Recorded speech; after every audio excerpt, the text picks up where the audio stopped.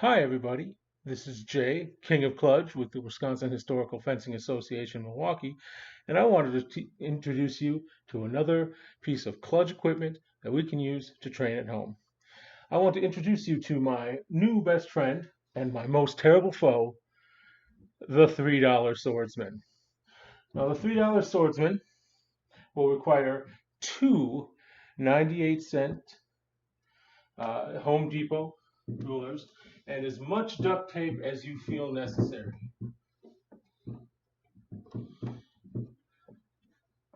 Once you have fastened it, and if you have to a door or some other place where you can work, you can even, if you have a Pell at home, you can even drill a hole through it and put this on your Pell. And if you do that, you can even use better materials. But let's not get fancy here, okay? We aren't all made of money. We aren't all, I can't think of an example that you guys would get anyways. So what I've done is I've set up these two rulers and I've taped them to the door and I've had the door ajar and I've got my kettlebells down at the bottom to uh, basically stop the door from moving that much. You can also use, if you have like totes that are full of junk that are in the closet, you can pull those out and you can stop the door, or you can not stop the door. I'll show you what I mean there later. All right, so what can we practice here?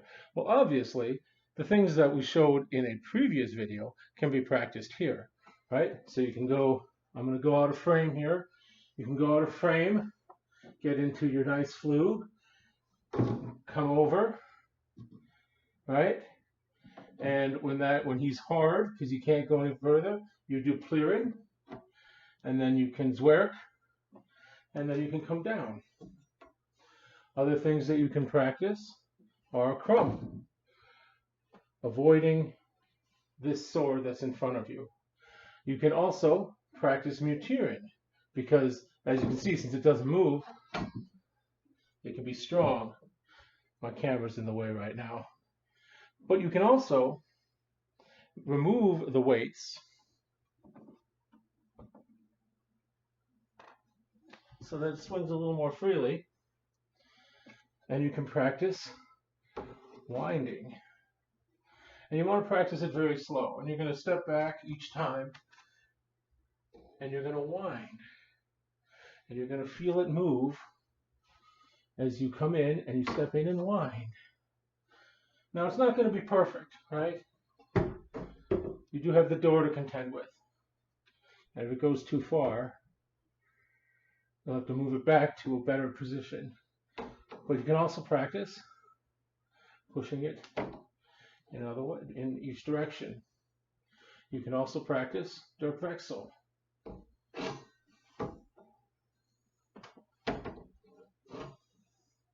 And once you get in a good position, you can thrust.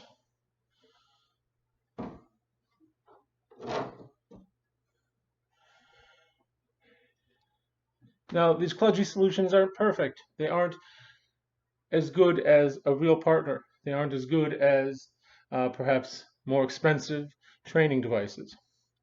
But the honest answer is this has several advantages. One, it's $3, maybe $4. It takes a little patience, but once you have it, not only is it $3, but let's say you have to move.